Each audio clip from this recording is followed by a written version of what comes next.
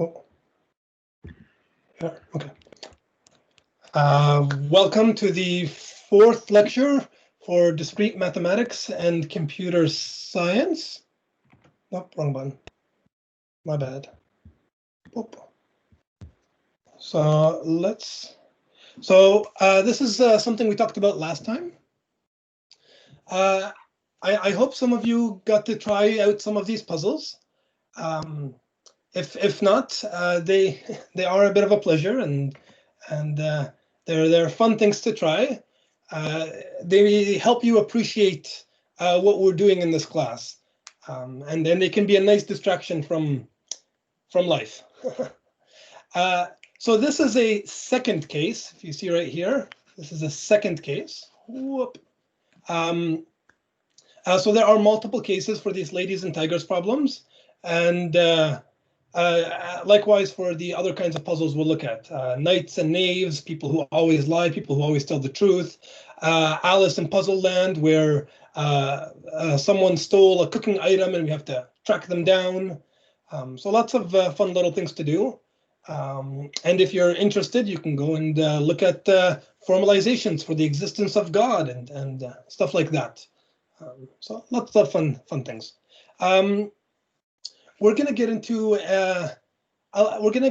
so for the lectures this week, we're going to move a little bit into the theory of this class.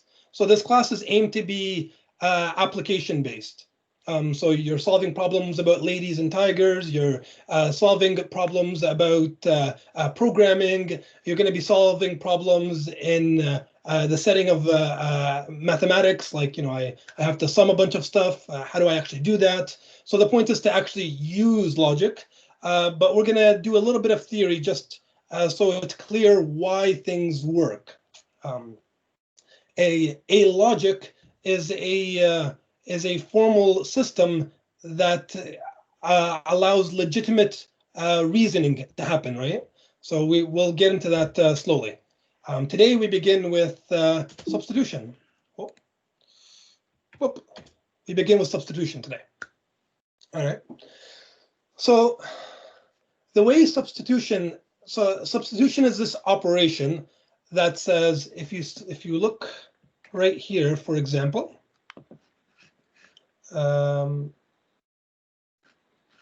if you look right at this one, right?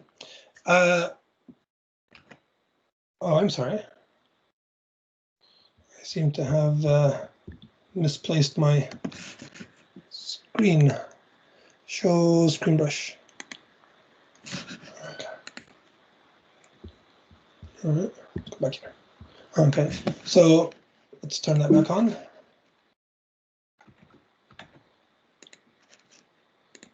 Okay, so if you look back at this expression right here, you'll notice that we're saying we're looking at the phrase x plus 2 times y, and we're going to replace simultaneously at the same time every x with a 3 and every y with a x plus 5, right? Okay. And so we ended up just replacing the pieces on both sides. Right?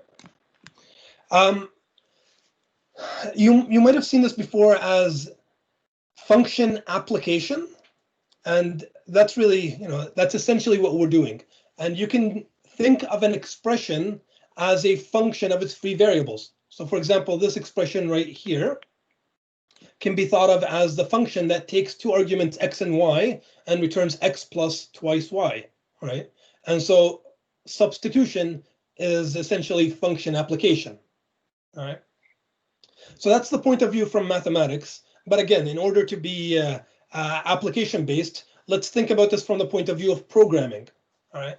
So a program is a sequence of instructions, and when you have a method and you want to invoke that method on a particular set of arguments, what happens is in general, what happens is the program will look up the definition of the method and then replace all the formal parameters with the parameters you gave it.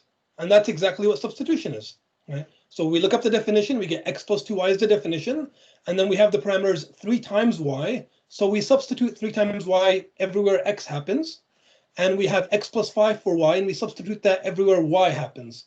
And of course, we put in parentheses to avoid changing the meaning of expressions. All right. It's really important to understand that what we're doing here is we're doing it at the same time. It's not one then the other. All right. So that's a really important feature. Since people can talk, does anyone have any questions? I'll count to 3 and then I'll move on. 1, 2, 3. No one has any questions?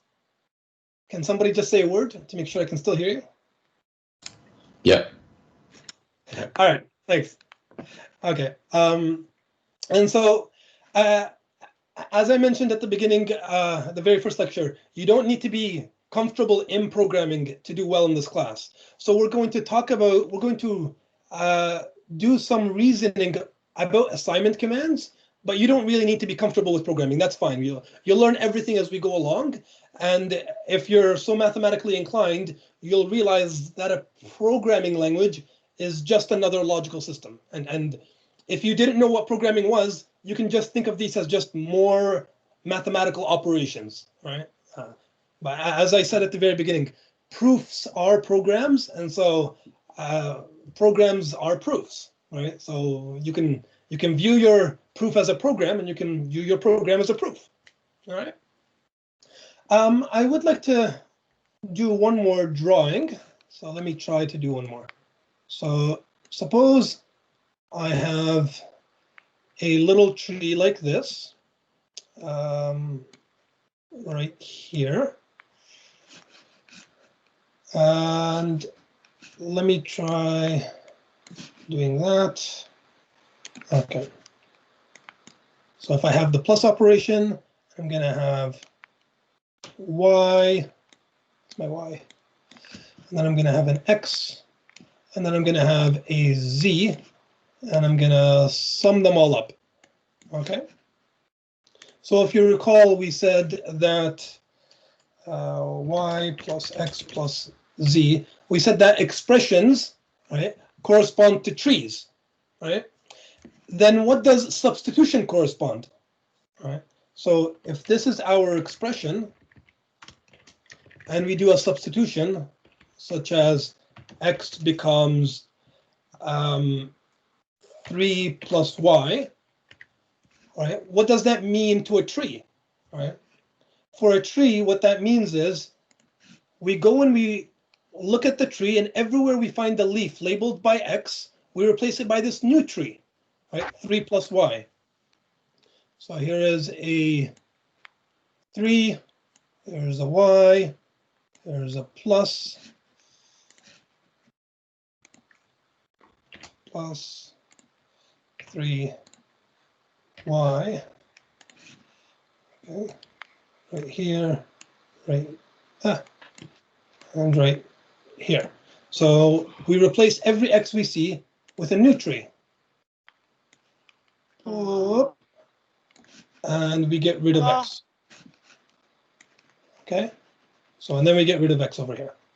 All right. So when you think of expressions as trees, substitution is called grafting. Did somebody have a question? Yeah. If you don't have a question, please turn off your mic. All right. So substitution is cutting off a branch of a tree, a leaf of a tree, and sticking a new tree in there. All right. So if you'd like to think about it that way. Okie dokes. Let's move on. Boop. Okay. So recall this proof from last lecture, right? Minus minus a is just a, right? So let's have this one. So minus minus a is just a, right? What we did was we introduced a0. We split up the 0 as 2 pieces, right? And then we reorganized the 2 pieces as 0. And then we got rid of that. Okay. I hope you're liking this drawing tool as much as I am. Nice. Now, these calculations are valid if you look at the very first step, identity of plus, it says everywhere you see a 0 plus a, replace it with an a. Okay. Well, I see a 0 right here, but this is not an a. This is completely different. Right? So why is this valid? How are we using this down here? Right? Why is this valid? That's the question. Right? So let's look at that. Oh. So if we instead change the names, instead of calling them A, let's call it X everywhere. And over here, we'll call it Y, just to avoid some overloading. Now, when we say minus minus A, and we're going to introduce that 0, what we're actually saying is we're going to use this rule. And everywhere we find an X, we're going to replace it with minus minus A. OK? So right here, right?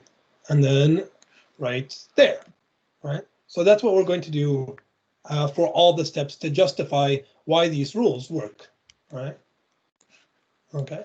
And when we write these justifications down, you can see them right here on the right-hand side. We take 0 plus x equals x. We perform a textual substitution, right? And that textual substitution gives us the rule we actually want, right? So this is the rule that we end up applying when we talk about this, right?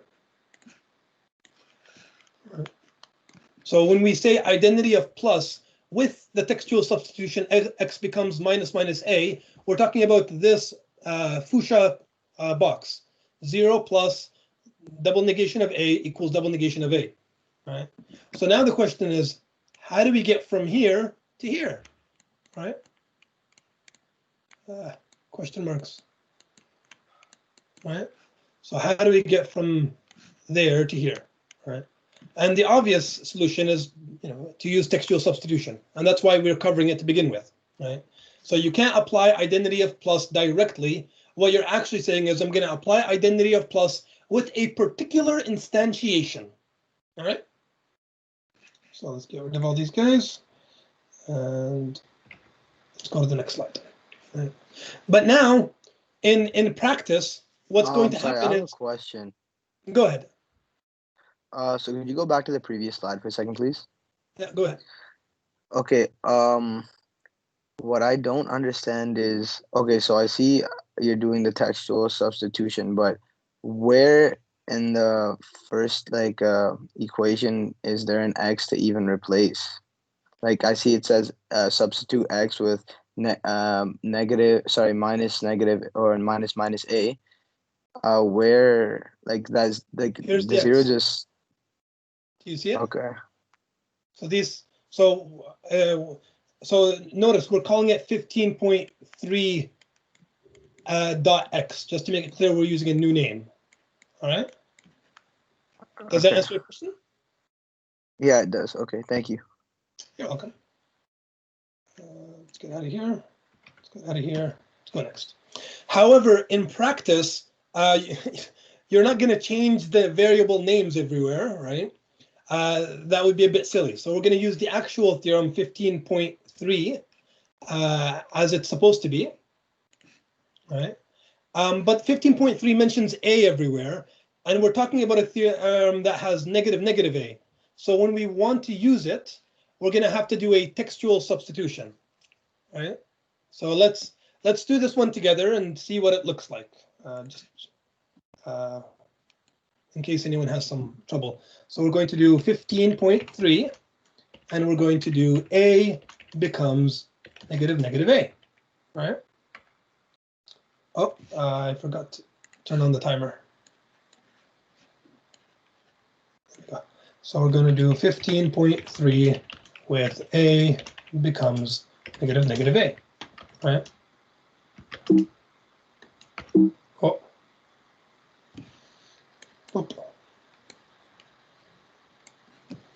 So that's the same thing as saying 0 plus, everywhere I see an a, I replace it with negative a, and then I have an equal sign, and then I see another a, so I replace that with negative a. Okay. So that justifies the use. That justifies the step from here to there. Okay.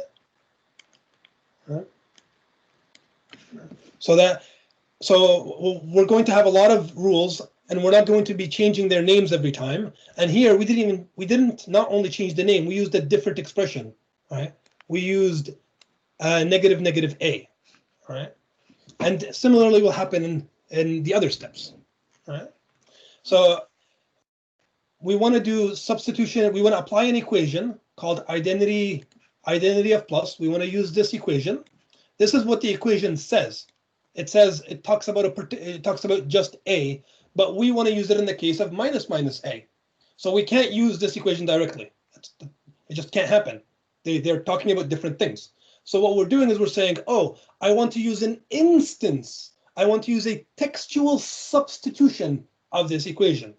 I want to use this equation in the particular case where it's not a, but I've chosen a different value for a. I've chosen a different term.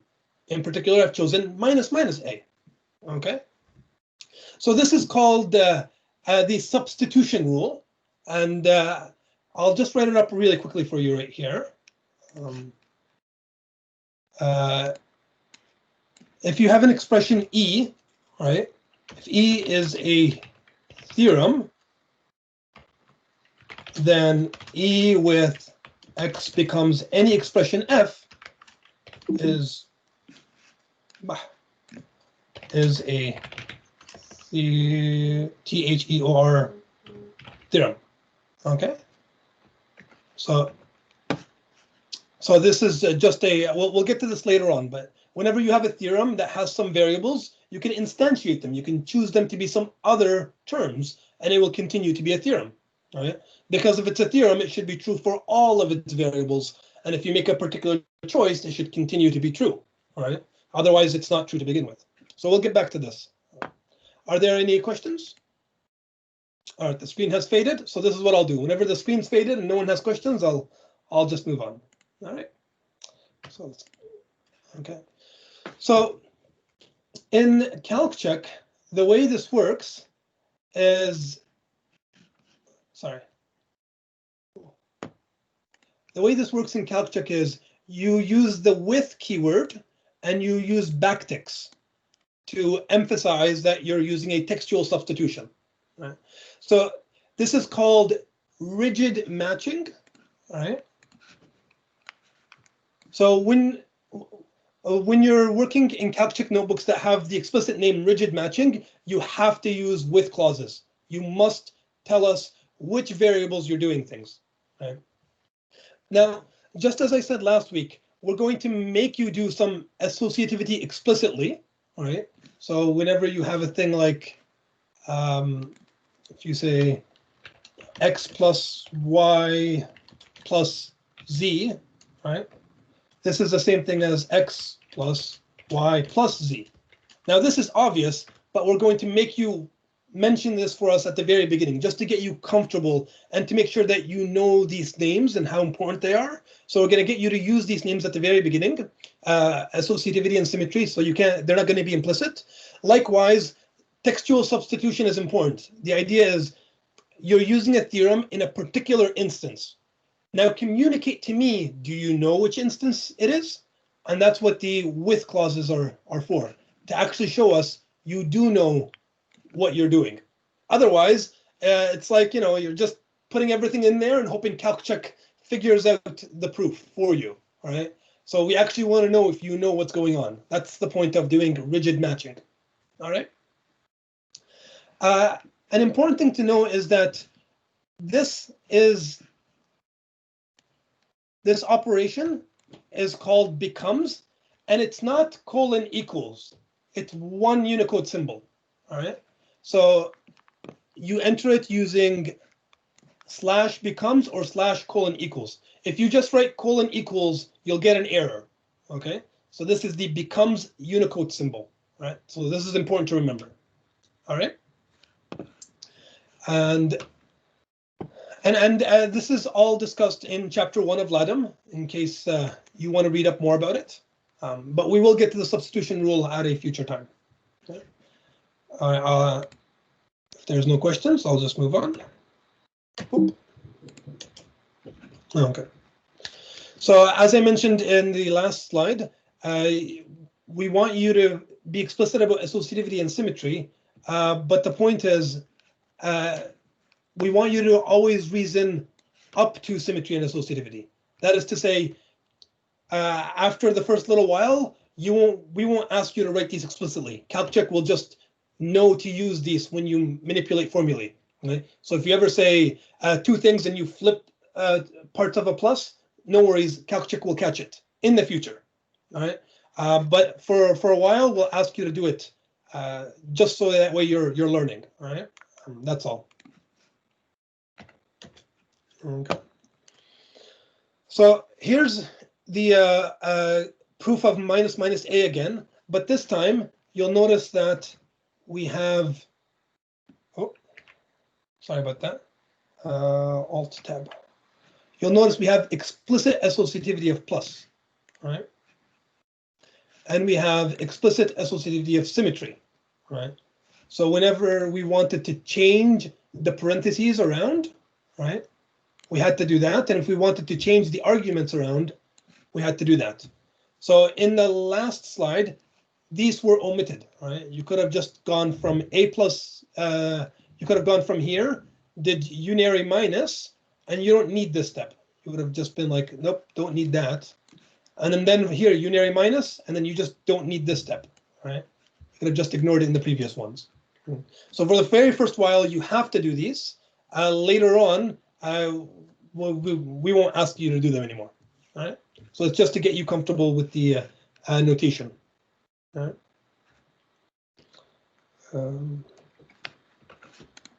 Okay. So we're really pushing numbers because we assume everyone is very comfortable with numbers, right?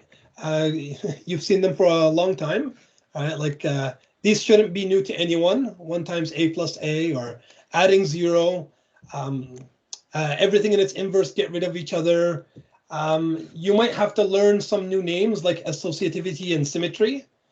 You might have to learn some new names, but otherwise these things shouldn't be that new to you.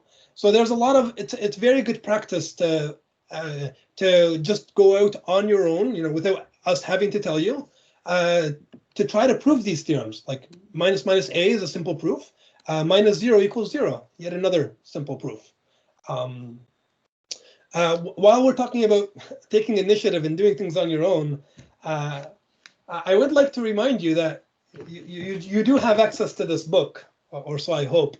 And this book, while a delight to read, you might be a bit busy and you might, you know, not have time to read it all. But it has this thing called an index at the back, and you can look at it to help you do your homework.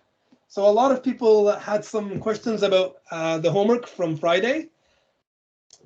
The answer is in here. I won't tell you which page, but the answer is in here for the identity jamboree. The answer is all in here. So, you know, just incentivize you. You're referring to the textbook, correct? Not the slides? No, this right here, this book. Okay, thank you. Yeah. So yeah, like this book. It's a really so this is a foundational book. This book really developed equational logic, and it's really well thought out, and it's a very good book. So a lot of stuff, even like I thought the identity jamboree was going to be new, and then I picked up the book and I'm like, oh, this problem's in here and the answer. I wonder if anyone's going to open up the book. But I got a lot of emails, so it seems not a lot of people opened up the book. So, but yes, try to open up the book. Let's do an equational problem together. Can everyone see my screen? Do you want me to make it bigger? Is this good, or do you want me to make it bigger? A little bigger would be nice. Like this? Like that? That's good. All right. Yeah, that's good. All right. I got 2 people. This is great. I feel so, you know, like I'm in the real world again. People talking. All right, so Control Alt Enter as always. Control Alt Enter to load all these properties. All right, so this is an exercise. It's live. You can go to it yourself off of Avenue if you're interested. So we're only using equals, not even equivales, just numbers. Get you to be comfortable with them. Associativity means change the parentheses around. Symmetry means change the argument around, right? So there's a bunch of text if you're interested, right? No big deal. So associativity and symmetry are always there, right? And they don't have to be made explicit, right? So this is what I was talking about at the beginning, right? So when we activate it, it means calc check, please use these properties. I don't want to mention them. I don't want to waste time mentioning them, all right? Identity elements, as you looked in the identity jamboree, identity elements do nothing, right? 0 does nothing, leaves A alone. 1 time leaves A alone, right? Distributivity is like a propagation property, right? I propagate A into this sum, so A goes in there and A and also over there, right? And 0 is a 0 element is a black hole. It sucks everything up. So A times 0 is just 0. Everything gets sucked up in this black hole. All right. So here's a declaration clause. Declarations let you make functions. All right. So and underscores are where the arguments go. All right. And then you can use them just as, you know, where the underscore was is just an variable now. And so you can declare some axioms about the operations you started. Okay. And so here's the self-inverse of unary minus. So we can prove that if you're interested. We can prove other things if you guys are interested. Does anyone have a? Do you just want me to show you self-inverse of unary minus in calc check, or I'm willing to take requests. Yes, please. This one? Yeah. Okay. So some of you had this trouble on the homework. You almost never. Oh, where am I? Let me go back to the screen just so I can write some stuff. Where's my buttons? Where's my buttons? There. So let me just write something out.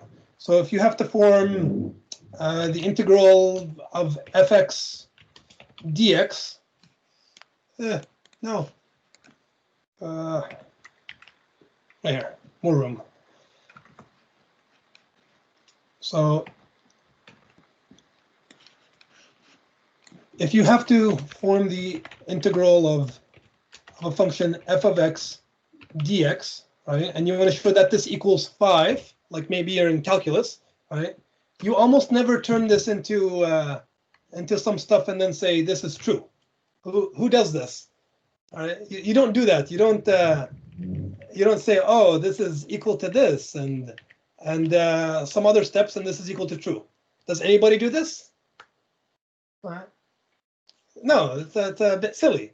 So what you do is you say, hey, I look at the more complex side and then I use that to simplify to get to the other side. If I have an integral, I simplify the integral as much as possible, and then I get 5 on the other side. So here, to prove minus a is equal to a, we won't take the whole thing and turn it to true. Instead, we'll just start at minus a and simplify that as much as possible. So Control Alt Enter gives us a nice little check. It says you have no proof. So let's say we do have a proof. Okay, so we put our little shape in here. All right. So question marks are just placeholders. Now, what side is more complicated?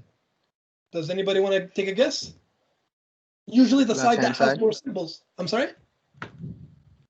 Hello? The left side on this case? Yeah.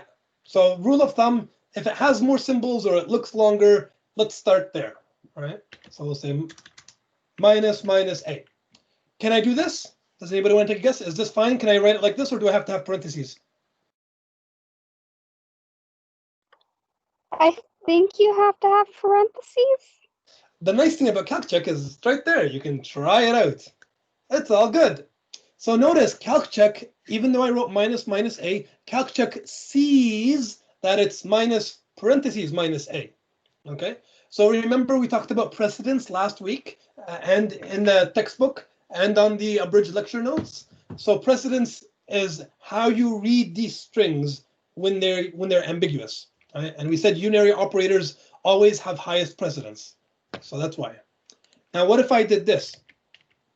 Is this going to be okay? Does anybody know? No, that's not the same thing. Why not? Person who has a voice. Because before the minus a was acting as a unary operator, and now it's part of the a, correct? Exactly. If you try doing this, look at what Calc did.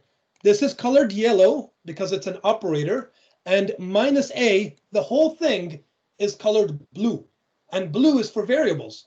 All right, and notice it says this proof contains the following three variables minus a. So here we're talking about a as a variable.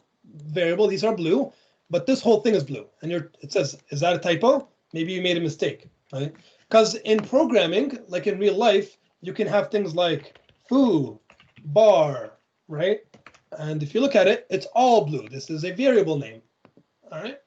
So some languages don't let you use dash, that you use underscore. Some languages let you use slash. So different languages let you do different things. But we're just going to say any Unicode operation. So here's a look at this one. All right. Notice I can have a backwards E in the middle of my name. Right. So you can have suggestive names. And this is what mathematicians do all the time. They have suggestive names using Unicode. Right. So /BB. Right. This is a part of my name. All right. So you can. So we had some students in previous years use emojis. And an emoji is a Unicode character, and it can act as a variable name. So that might be fun for some of you. Instead of using, copy this and replace a with a happy face, and try proving dash dash happy equals happy. Some fun stuff. I think I'm getting notified by some of you. Okay. Yes. So I don't have access to the chat directly. If you do want to say something to me, please voice and audio. All right. So let's get back to the problem at hand. So minus a, and our goal is to get to a. All right. So we pick the complicated side, and we'll start from there. All right. So what's the only thing we can do? All right. So this is we're starting from the complicated side, and the only thing we can do is, well, what do we know about minuses? Oh, hey, look, we only know two things about minuses. That really helps. It's like in the homework when you were given two things only, and all you had to do was stick them beside each other, and the proof was done. So here we only have two things. So we can't do anything else. There's nothing to look up. So let's look at these two things and see how we can use them. All right. The first one has a minus operation in it. That's nice. The second one doesn't really have a minus. It has a binary minus operation, and I want a unary minus. The right-hand side has a unary minus. That's great, but I don't need any binary minuses, so this rule is not helpful to me. So there's only one rule I can use. Right? So notice, it's a process of elimination. You look at the rules that mention the operator you're interested in. That's cell 9. Then you say, okay, which of these rules is directly relevant? And then you realize the second one is more of a definition, and so you're not going to use that because it defines another operator. And so we're left with one operation. So let's try to use that somehow. Well, that one says a plus minus a equals 0, right? And so we can introduce a 0, just as was done in the slides, right? Minus a, and I just say idem tab, and then I get that, right? Now, since we've seen this proof numerous times, and I've just sketched out how you can find which rules to use and which side to start off with, I'll just finish it up rapidly, and feel free to stop me if you have questions. So we'll just do a plus minus a plus minus a. Okay, and the rule we used here was unary minus, and let's check that. That's all great. And here we use unary minus, Okay, and we use identity of plus. Okay, so notice our proof is complete, everything's great, but for now, only one item is allowed per hint. All right, so I just wanted to show you this, that in the future, to avoid having a bunch of small steps, we'll just squeeze a bunch of them into one hint, right? Because it's like this step is pretty clear what's going on. I unary minus this to turn it into a 0, and then I perform identity of plus. Now, for some of you, this could be very daunting to have compound steps. So to start off, we're not going to do that. We'll just say a plus 0 here, and then we'll have an equals, we'll do that, and then we'll turn it like this. And it's all green, and everything is good in the world. All right, so let's go back to the slides. Okay, so we just proved this, and we did it in Calc check, so that was fun. We just tackled this equational theory of integers, right? So I recommend, this is something you try to do today if you have the time to play around in exercises 2.1. Okay. So now let's get. I'm sorry. Sorry, never mind. It's fine. Continue. Okay, Dux. If I am going too fast for you, I can slow down. Right? There's no rush. So let me know if I'm going too fast or if I'm going too slow. All right. So we talked about textual substitution before. So I just want to show you a few more examples, and then maybe we'll tackle some in a Calc check notebook. All right. Let me get out my handy dandy utility. Where did it go? Here it is. Just so I can draw and point. So informally, the very first step, we're just replacing every x we see with z plus 2. All right. So this is the only x, and so it goes to z plus 2. All right. Now, because addition is associative, we can just remove these parentheses. All right. But whenever you perform a substitution, you should almost always put in parentheses. Okay, looks. There is this subscript notation, but we won't use it because it's hard to type superscripts and subscripts in programming languages such as Calc check. So we'll use this more linear notation. And for those of you who are not inclined to programming, when we do cover some programming stuff later on, we'll use this same notation again because it's very suggestive. And for those of you who do know programming, there's a particular language you might be aware of that uses this syntax. I think Google's Go language uses : equals for assignment, in case you're interested in that kind of stuff. All right, so let's move to another example. So this time we're going to do multiplication, right?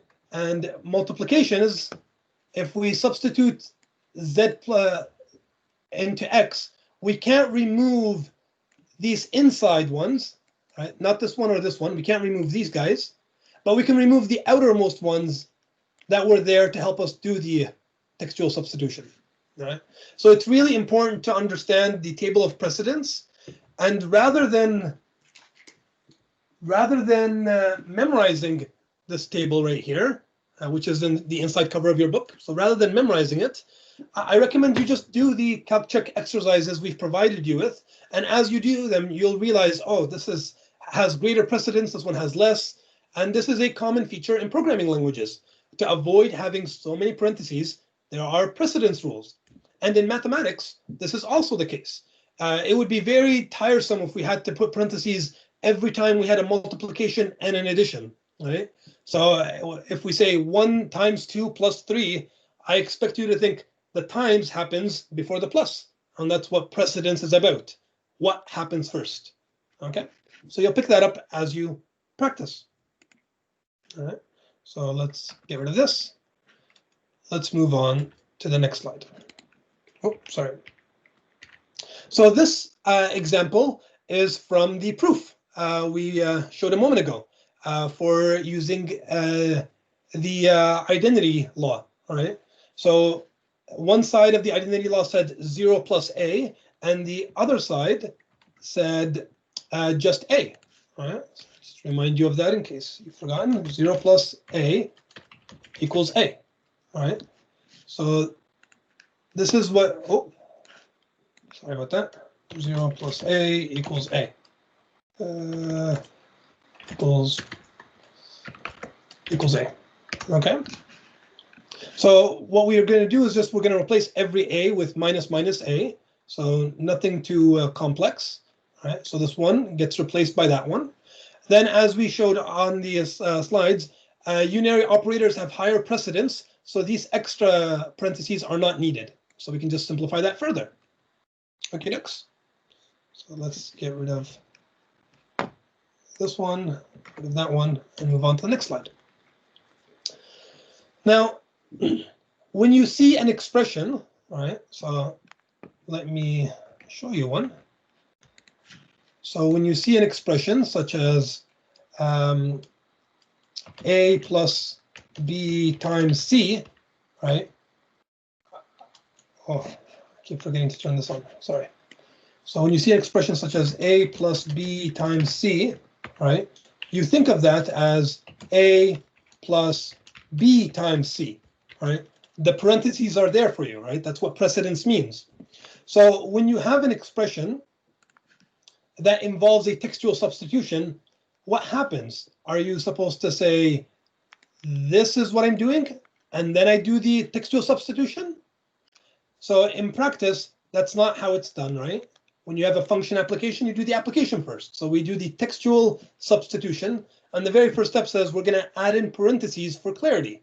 We're just going to make it clear we're doing the textual substitution, right? Then we actually do the textual substitution, and now we have just parentheses in y, right? And parentheses in y can just go away. I would like to point out something interesting here. This one has no x. There's no x here, right? And this interesting guy. Because there's no x, when we do a substitution, nothing changes. All right. So if you go to a tree and inside your tree, you're looking for all the things labeled, apple, and you don't find any apples, then you haven't changed your tree, right? You've changed maybe other parts of the tree, but not the apple parts, because there aren't any. Right? So. Wait, okay, so you're doing textual substitution.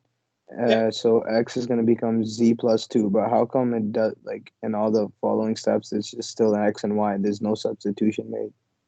Yeah.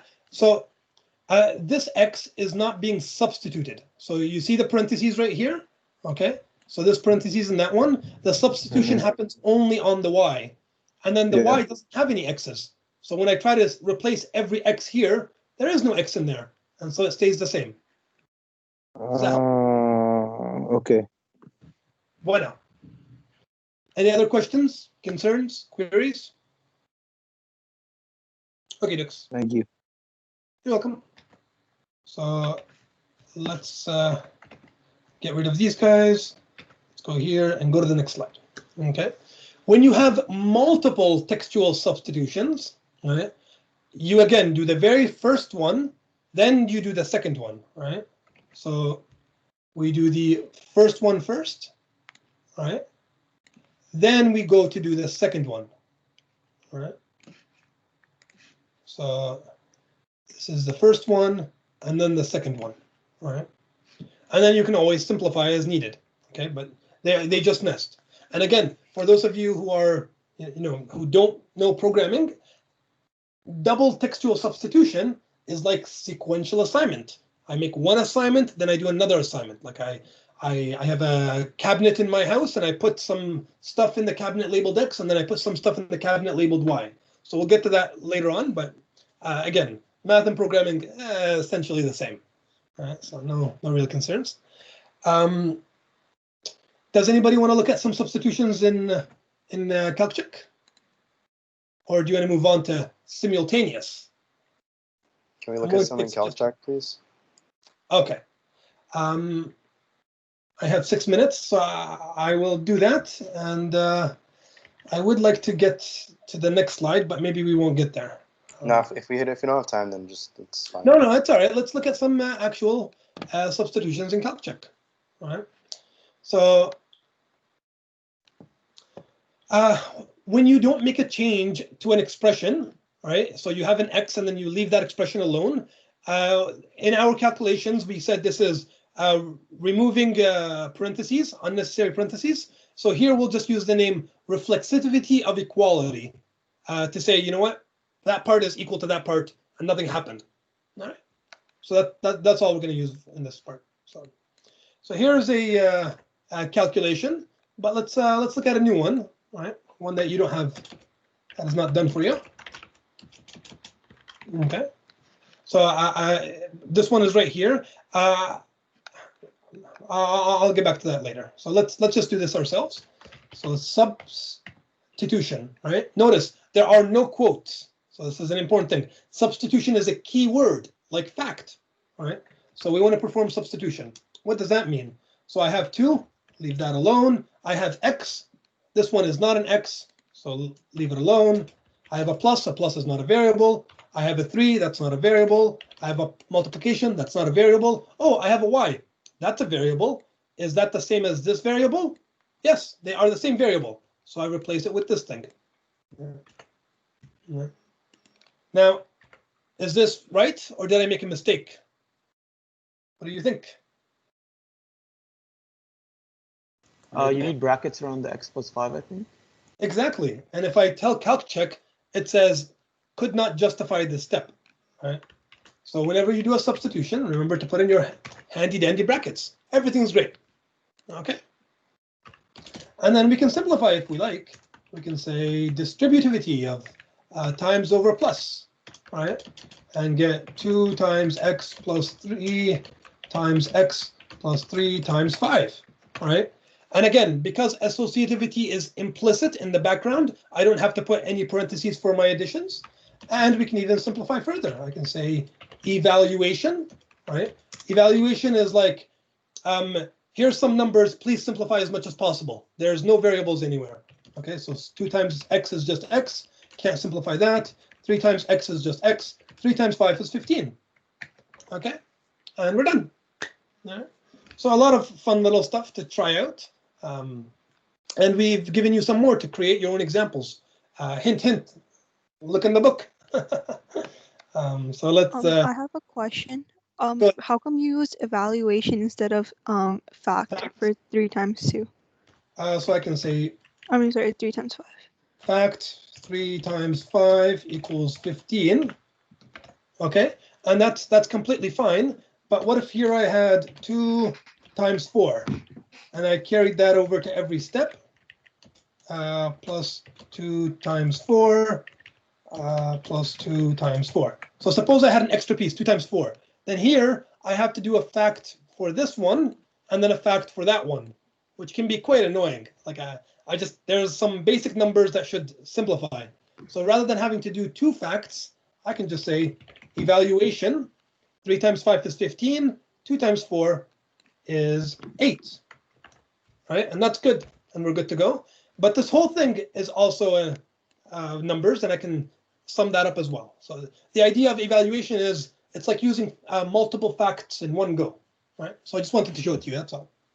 I just have a quick question. So, well, firstly, for this one, shouldn't we collect the like terms from the x?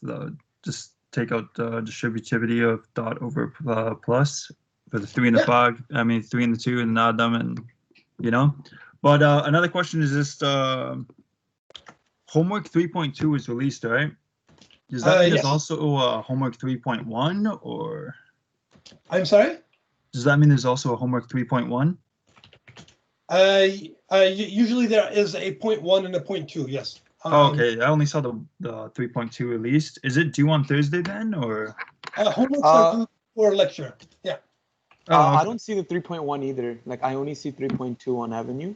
Yeah, so well, it might have just not been created yet. So we're a bit busy, so it might have just might not been created. That's all. All right. And last week the homework was due before the tutorial, but for this week it's just before the lecture, right?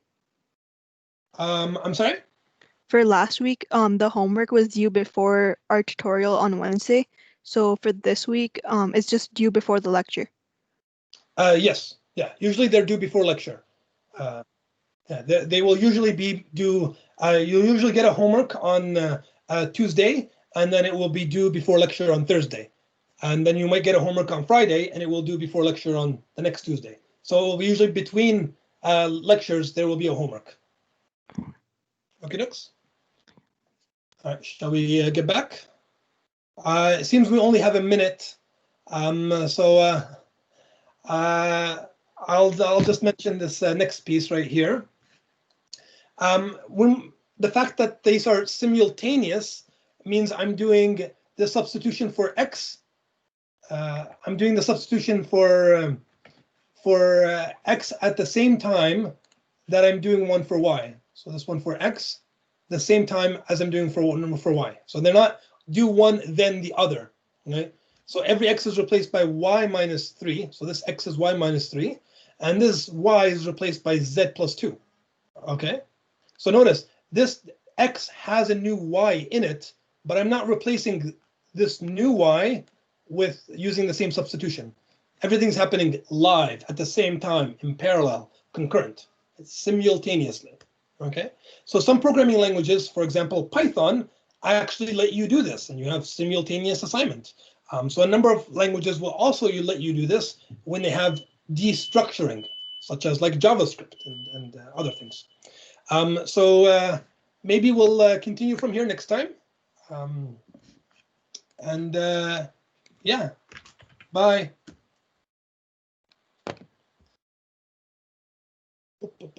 Have a good day. Thank you. Thank you. Bye, sir. Thank you. Thank you. Bye. I had just had a quick question.